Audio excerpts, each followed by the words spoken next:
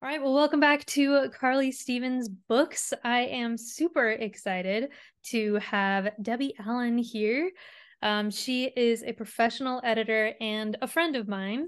She's part of the writing group that I've been a part of for years. So if you look at any of my published novels going back to Fury and Rising, in the acknowledgments, you'll see Debbie's name, and there's a reason for it. So I'm really happy to be able to talk to you all about editing today. Thanks for having me. I appreciate it. Yeah, so can you tell us a little bit about how you became an editor? Because it's not necessarily a path that people would, I don't know, think about when they were Mhm. younger. So how did you come to this job? Well, I definitely didn't aim to be an editor. I wanted to write when I was a kid, just like you did. And I stopped writing when I was in college because Mm. life and busyness, and then working and getting married and then having kids. So I really didn't come back to writing until I was about 40 years old. Mm. And I was helping my kids learn to write. And suddenly I was like, wow, I used to like this. And so I immediately joined some critique groups, which I really appreciate Carly's input into my novels.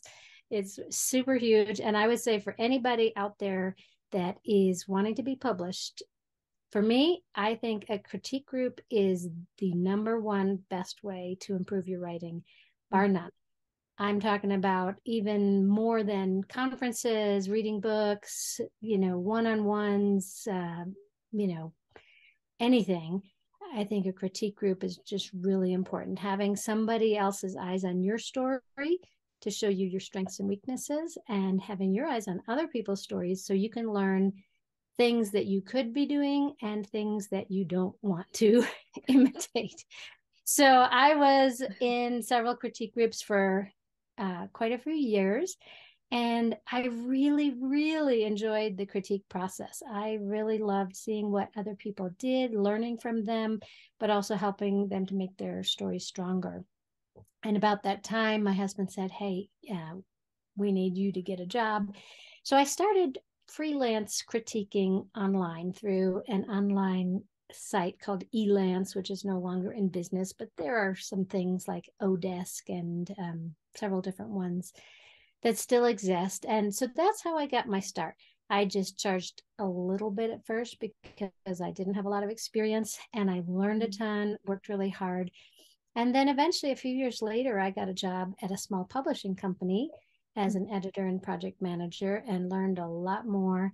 And also in that process, I was helping some other people publish books, doing some ghostwriting. And so altogether, it just got to a point where I was ready to do some editing on my own. And so that's what I do. Is I mostly just do freelance editing. No longer working for the publishing company. They went out of business, but I really like the flexibility in the schedule and working with authors. Yeah, so type what types of editing do you do? I know that there are more types of editing than people necessarily assume at first. You Mm. know, new authors will say, oh, okay, I need to get an editor, but that's not just one thing. So, can you talk a little bit about what kinds of editing exist and what types you do? Yes, absolutely. It took me a while to figure it out. So if you're a person who's like, it's just so confusing, I hear all these different terms thrown around. And depending on who you talk to, people use different vocabulary. But of the main kinds of editing, there's really three different kinds. Then you can dice it more finely than that. But if you think about binocular vision, so you have binoculars, you're looking at something from far away, so you can really see uh, the whole thing at a glance and sort of see if there's structural problems or whatever. That's usually called developmental editing. It's usually the most expensive, and you're usually using that kind of editing when you're either in the writing process or you're starting out and you're not sure if your idea has legs, or you've written your book and you don't know if everything's working structurally, the plot, and if you're hitting the right points, like the climax, the black moment, things like that. So a developmental editor is really good at stepping back. They are not messing with your spelling or your commas or even your sentence structure. They're just looking at how is your novel set up? Are your characters consistent? There's just so many things that a developmental editor does, and they are well worth the price that you pay. If you're just starting out, I would highly recommend a developmental editor, and you may or may not need to use one for every single book, because as you get to be a stronger writer, you may be able to skip that step. But there are some very well-known writers that still get a developmental editor for every book they write. Oh, wow. So that's the first one. So then if that one's the binoculars, then the next one is the copy editor. So that's where you're zooming in a little closer. It's not like, I guess you would maybe say magnifying glass, as opposed to a microscope. So this is probably the edit that most people think of, where you're looking kind of line by line. You're making sure the characters are consistent, nobody's eye color changed, and the locations are, if there's something that you didn't get right, because in some books, like a historical or something set in real time, you might not get some of the details right. Somebody might be starting eating porridge and then suddenly it turns into cream of wheat or something like that. And you are looking at spelling and some punctuation, but not to the greatest degree. You're really trying to make sure the sentences flow. They're not too long, too short. They're really getting the information across. And then the third type of editing would be the proofread, which comes at the end. And that's more the microscope, where you're looking really at the commas and the periods and the punctuation and the quotes, whether you have quotes within quotes and all kinds of things, just to make sure you catch as many of the typos as you can. Nobody's going to catch everything. There are some stubborn typos that can pass through everybody's eyes. So just make sure you realize that there may be some that make it all the way through.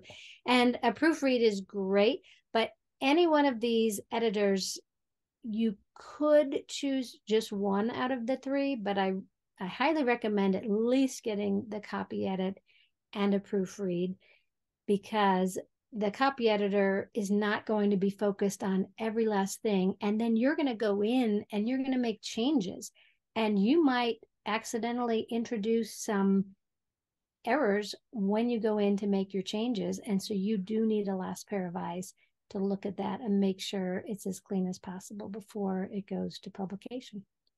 And you asked, what do I do? Yes. So what I do is I often call it a substantive edit.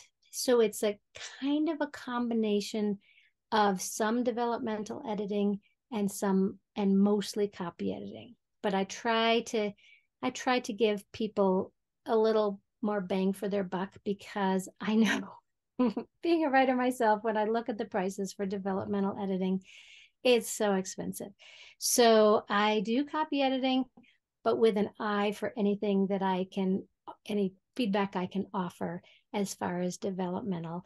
And then I really try to point out a writer's strengths, because as a writer myself, I know that an identity complex is a huge thing. And we all are just on the edge of saying, that's it, I'm an imposter, I shouldn't be doing this.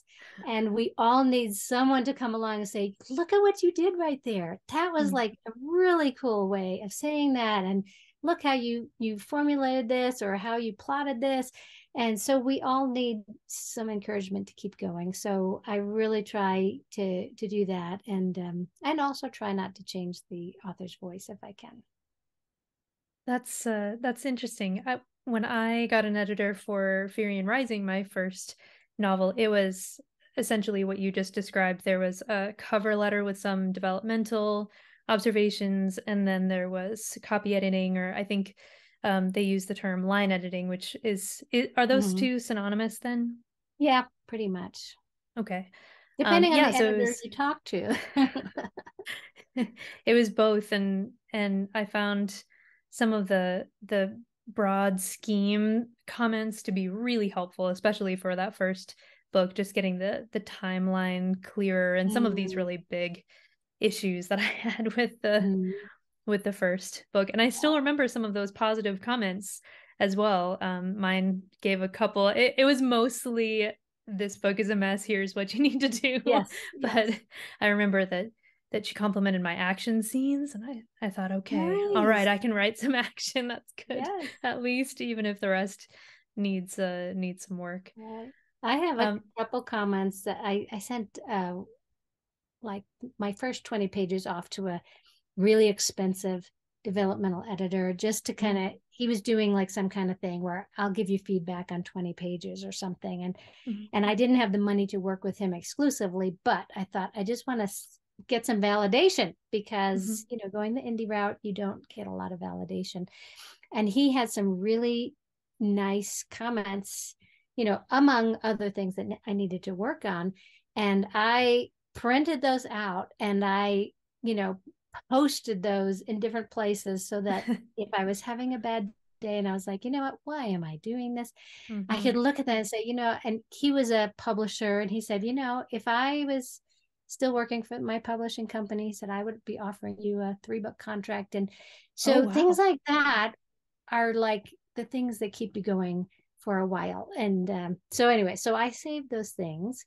And Joanna Penn, she puts things like that in her calendar and she has them like pop up recurring like every so many months, so that she'll have this random day where everything's going wrong and this, you know, good review or nice comment will pop up and encourage her. So anyway. I love that idea. And for anybody who's watching and is unaware, Joanna Penn is just this staple of the indie writer community. If you found me, then you probably already found her. Yes. But she has a great podcast called the Creative Pen that I would highly recommend. So you mentioned earlier just how expensive hiring an editor can be. So for somebody who's just starting out, that can be kind of intimidating. Why do you think people should hire an editor? What value do authors get from that experience that makes the investment worth it? Yeah, that's a really good question. Number one is you, and I think most writers know this, is that it's really hard to see your own errors. You've been regurgitating your own words over and over again. You read these scenes, you know, trying to make them better. You go through it with your critique group. Maybe you go to some event where you can read your pages and you keep tweaking it and working on it. And eventually you just can't see your own errors. And so you need a pair of fresh eyes. This is also where a critique group is very helpful, but an editor can also do that for you. Now, my critique group, of which Carly is a part, she knows my story. And so it's nice to have an editor who has never seen it before, who's coming at it cold and can say, oh my gosh, I don't like this character. Like my editor recently said to me, you know what, your character sounds a little whiny. And that was my effort to try to make sure she didn't come across as too perfect, but I went like too far the other way. And I needed someone who wasn't like, oh, I just love her so much because I've got to know her over the years. So I needed someone to just be able to say, hey, you gotta take out the wine. So so not seeing your own errors is a huge thing. Secondly, I would say, especially for those of us who are indie publishing, we need to really work hard to create a product that is indistinguishable from everything else out there. And that's a high bar to set. And I, even as an editor myself, I could not do that on my own by editing my own books. I could try my hardest, but it will improve with an editor. And so really focus on the goal of getting your book to look like the cover and the interior and the editing, the back cover copy, everything you do, try to make it indistinguishable from everything else that's out there so that it just blends in and people are like, oh yeah, they wouldn't even know that it's indie published. Another thing is your editor will probably give you ideas. They might say they've seen so many books before, and they might say, well, have you ever thought about making your character do this, or here's another angle you could take. And so you kind of need some ideas. This is also where a critique group can help. So if you're not in a critique group, get one. There are online ones and in-person ones, and also, like we just mentioned, a editor helps you identify your strengths and weaknesses. I was able to have a critique group identify that one of my weaknesses early on was setting, and I really, really worked hard on that. But at first, that was really helpful to know. You could have a great character, but if you don't have a good setting, then things are going to kind of fall flat. So those are a couple of the ways that an editor can really help you. Well, that's great. You keep mentioning the importance of critique groups, and I know that ours has been really helpful for me. I'm just so thankful for you guys, like, all the time. But you mentioned in passing where people could get connected to critique groups, but could you be a little bit more specific if somebody really doesn't have a writing community that they know about near them, how they can find people who are willing to do that? Yeah, that's a good question. I would say, number one, check and see if there is a writing organization in your area. Here in Colorado, we have several. There's Pikes Peak Writers, and there is Rocky Mountain Fiction Writers, and there's actually several others. So if there's a conference in your area or a writing organization of some kind, they usually have some kind of meetings where you can connect with other people. If that's impossible, definitely ask around, check at your library. A lot of writers write at the library, and there might be some groups of writers there. There's also online organizations. One is called critters.org, and that's one where I don't think you have like your own group that just meets exclusively, although I think you can end up forming that. But it's basically you do critiques on other people's pages and you accrue points, which allows you to get critiques on your pages. So that's another option. But my first critique group was on Yahoo Groups way back, and it was really helpful because I didn't know anybody back then. So online is definitely the way you can start. But if you can get to an in-person group, find someone. It doesn't have to be someone who writes in the same genre. Sometimes that can be helpful to have someone that doesn't really know how your genre is supposed to go. And but yeah, I would ask around and do a little searching. So speaking of searching, if people are convinced now that not only should they go out and find a critique group, but also because it's true, the bar for indie writers should be just as high as a traditionally published book, and now they're convinced they need to find an editor. How do people go about choosing an editor that is a good fit for them? Where do they even begin? It's not something that is common knowledge. So can you help those people out? Yeah, I would definitely, number one is identify where you are. Like we spoke about, what kind of editor are you looking for? So that's probably the number one thing, because you need to know. You might hear someone say, oh yeah, I'm an editor, and you're like, oh great, but then it turns out they're a proofreader and you need developmental editing at that point in time. So figure out what you're looking for first, and then get some recommendations. If you know other writers, if you go to a conference or you're part of a writing group, or most of us are part of many writing Facebook groups, and you can get some recommendations. Don't just go by what one person says, but definitely look at that editor's website if they have one, and talk to some people that have used them. What are that editor's preferred genres, because some editors don't edit in every genre, or they just don't edit well in every genre. They might be a fantastic editor, but maybe they don't really do sweet romance, or they really enjoy horror and they wouldn't like your cozy mystery or whatever. So most editors either have a natural preference for certain things, things that they like to read, but some editors are just like, hey, I'll do it all. And of course, fiction and nonfiction are very different animals. And though I do edit fiction, my preference is definitely fiction. I am a much stronger editor with fiction. So those are two different animals. So yeah, I would get recommendations, and you can do searches online, and there are also organizations for editors. There's a site called Reedsy, and that's where I found mine, was on Reedsy. Yeah, there's also the Editorial Freelancers Association, but don't feel like you have to get someone that's in an association, because a lot of those associations are costly to belong to, and some freelance editors won't be able to spend the money on those kind of things. So you can get an excellent editor that's not part of a big organization. So be aware of that.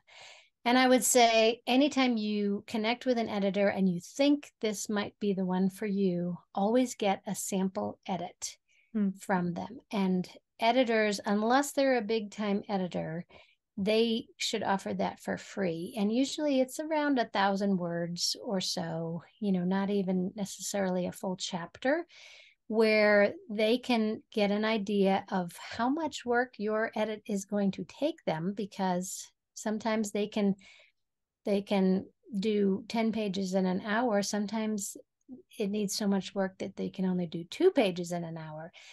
So that's a big difference. And so some editors kind of want to see your level of expertise so they know how much to charge you. So the charge will depend on where you're at and how, have you done any critiquing with your critique group and made any changes, or is this like your rough draft? And I hope you don't send your rough draft to an editor. That will be really difficult.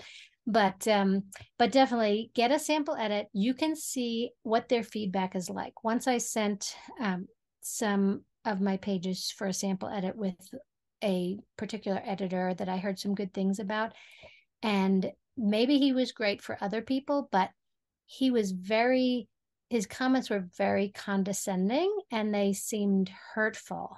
Oh. And I was like, no, I work with someone like that. So yeah, this is a chance for you and your editor to see if you're a good fit with each other, because, you're not necessarily going to be best friends. You might be, because that does happen at times, but you want to make sure that the way they respond to you, the comments they make are, even if it's a comment that where you need to change something, it's not coming across as you're a terrible person because you made this error or whatever. You want them to be encouraging. Hey, have you ever thought about doing this? I'd consider doing this here, or, you might not know this, but, this is the way that we write this or whatever. So see if it's a good fit for you. And part of that is, I kind of call it developing rhino skin.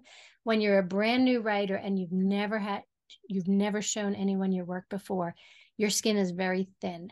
So you don't necessarily want an editor at that point, because if they treat you as a writer that's a little further in the process and they say, hey, you shouldn't do this way, you might feel so wounded that you put away your pen forever and you're never going to write again. So definitely, this is where, again, broken record, a critique group really helps you develop that rhino skin, where your skin is tough enough that you're like, you know what? Here's my chapter. Tell me what I can do to make it better. And you're inviting that constructive criticism. It's not mean criticism. It's just like, hey, I really want to know how to make this better. So that sample edit is going to be really helpful. And one tip is, don't send your first chapter as your sample edit. You're going to want to, because you're so proud of it, but you've probably been through several critique groups or had a lot of feedback on that first chapter. And so you've done a lot of work. So it's probably the best thing you've got. Mm. Or maybe it's over workshopped, depending on your situation. But send them something, even several sections from elsewhere in your book, so that they can really get an idea about where you're truly at. Because if you've constantly had your first chapter worked on and worked on and worked on, it might be in great shape, but then everything else needs a lot more work. So that's just a tip. That's a really good idea that I'm not sure I would have considered. So yeah, since you have seen so many sample chapters and you've gone through so many books as an editor, what are some of the revisions that you wish more authors would have done themselves? Because I think there's a misconception sometimes that you can write a book, congratulations, you get to the end, and then you ship it off to the editor who's going to magically make it into what it ought to be. And a lot of the burden does fall on the author first to get it into shape before sending it to you to kind of take it to the next level. So what advice would you have for authors who still need to make some revisions to prepare their manuscript? Yeah, I would say, first of all, read it out loud. And you can either do this yourself. There's some programs online like Otter AI where it will read your text to you. If you work in Scrivener, it has a feature already embedded in it that will read it to you. And it's amazing what you can pick up, things that aren't smooth, things that just are not working, repeated words that you might not have realized were there. It's unbelievable. And or if you have somebody else read it, if you're feeling comfortable, you'll find where somebody will start to trip over a sentence because it's really too long or it's a little convoluted. And these are all easy fixes. They don't mean that you're a bad writer. It's just that in the process, we just are throwing things down on the page, and sometimes it's not as perfect as it needs to be, but it's no big deal. But read it out loud in some way. So that would be number one. Number two, if you can, I would run it through at least the free version of Grammarly or Pro Writing Aid. And some people think, well, why wouldn't I just skip an editor and just use Grammarly or Pro Writing Aid anyway, and then I can save the money? And I would say there have been times where I've been editing a book and I'll take a section, a page of somebody's book, and I'll put it in Grammarly or Pro Writing Aid and compare. I'll edit the page myself, and then I'll see what one of these software things says. And yes, they do pick up a lot of the punctuation and the spelling, but there's a lot of things they're wrong about. These programs don't grasp the nuances of fiction and what an author is trying to do with certain fiction devices. And there's a lot of things that it'll mark as wrong when it's right, or vice versa. So I would say don't rely on that entirely, but it's really helpful if you can clean up any of the piddly things so that those things don't distract your editor.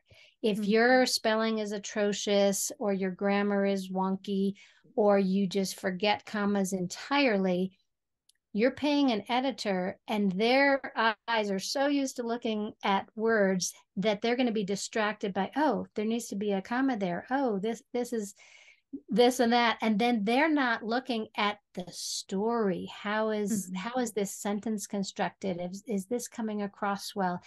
And so some people feel like, well, gee, I need to see an editor's comments on, multiple comments on every page, or they're not worth their time. But if your writing is really good, then hopefully those comments are few and far between, but they're really worthwhile. So I would say that would be a second thing. And then when you're going to work with an editor, find out how they would like you to format your pages.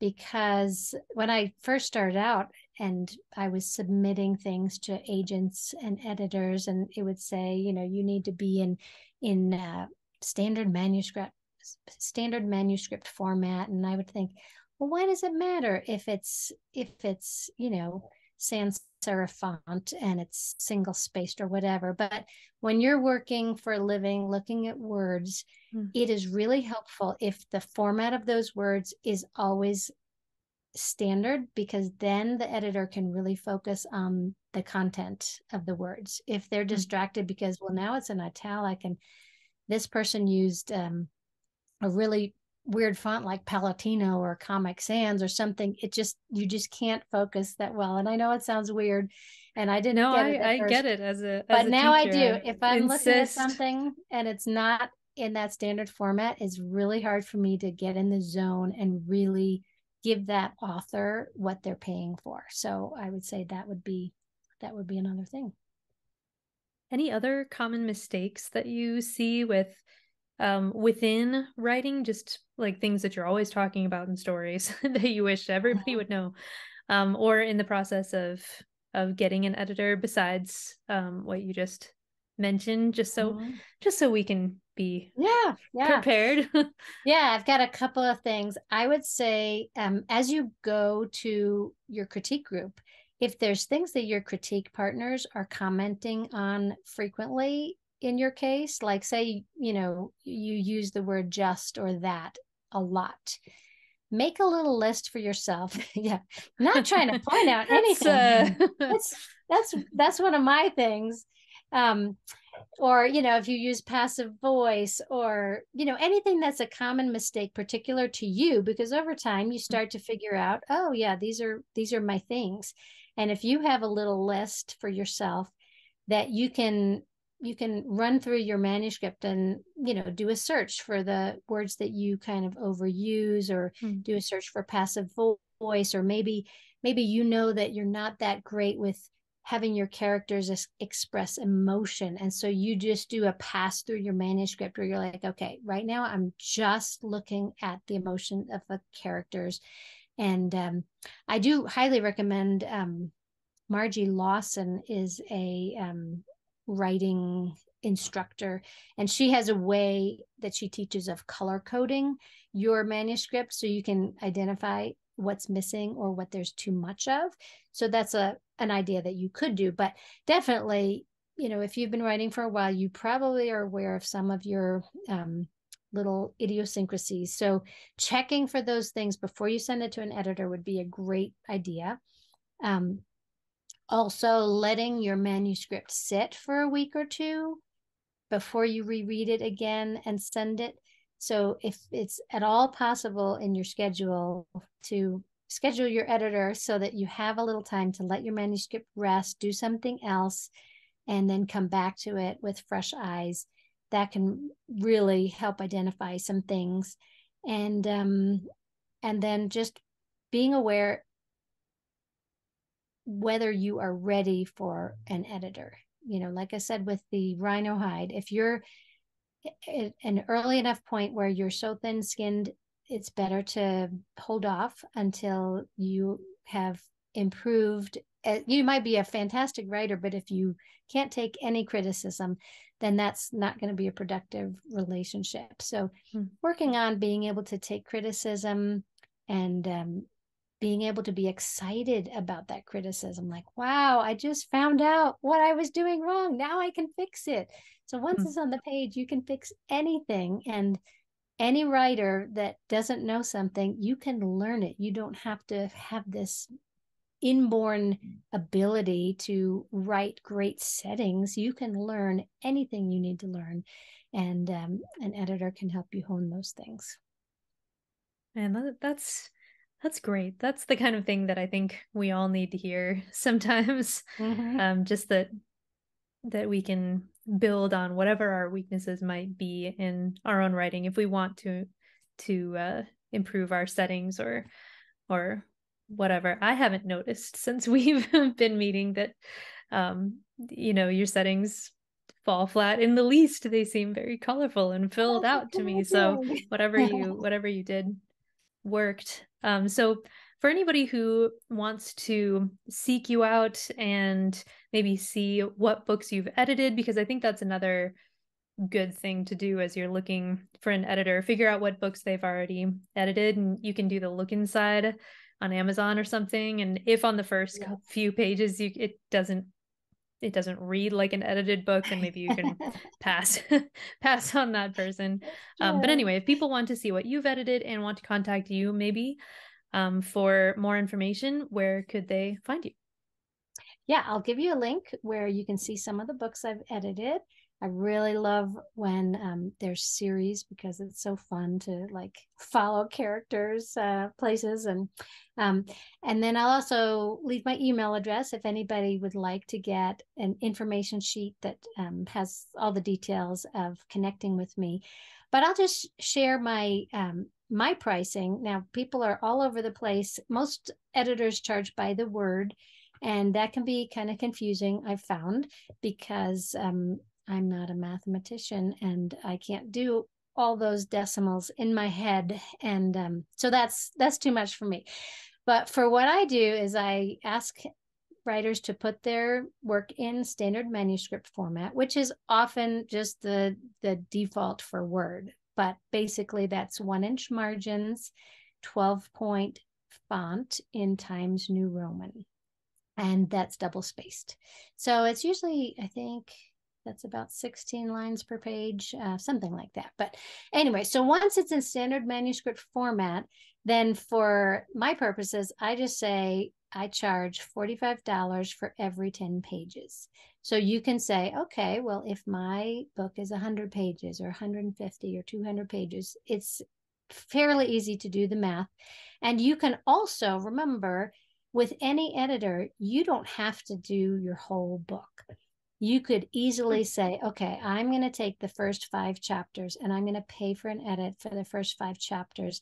And generally, the editor will be commenting on some different things that you may have need to work on, but you can kind of extrapolate that over your whole book. So if you're really in a bind financially, you can say, okay, I'm going to get this much edited, and then I'm going to take those comments and see, like, you know, if my sentences run on too long, or if this particular character is falling flat, I'm going to just take that information and run with it through the rest of the book. So yeah, I really love to see authors be able to get their money's worth, and you don't have to feel like you have to do a whole book. I wouldn't be offended at all.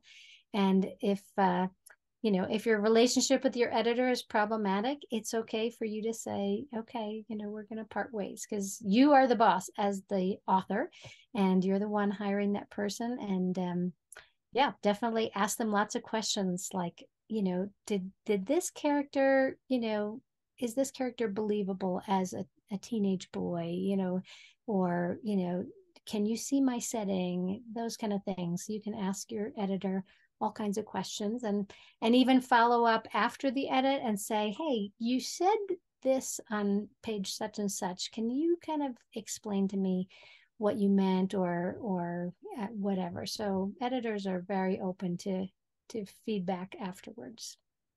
I wish I'd known that beforehand.